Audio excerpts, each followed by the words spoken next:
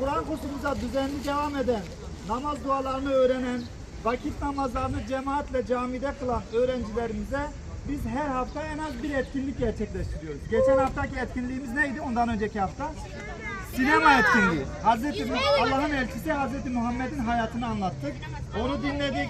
Bu hafta da inşallah dolu olur. Burada futbol maçı oynayacağız. Minikler kendi arasında maç yapacaklar. Ondan sonra ilk minikler oynayacak. Sonra minikler çıkınca yetişkinler oynayacak. Her birinize 15 dakika bir süre veya 10 dakika bir süre vereceğim. Süreden sonra siz serbestsiniz, oynayabilirsiniz. Başka hangi etkinliklerimiz var? Halı saha maçı, yakan top, ip atlama, mendil kapmaca, köşe kapmaca, voleybol, çuval yarışması, halat yarışması gibi yumurta yarışması bu etkinliklerimiz var. Şimdi yarışmamızın ilki olan futbol minikler takımıyla başlayacağız.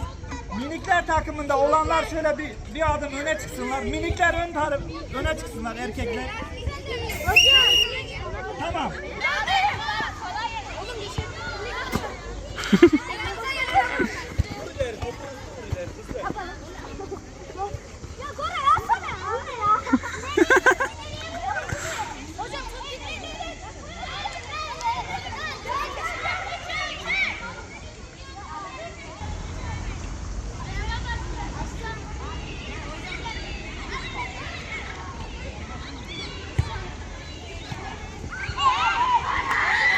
Penaltı.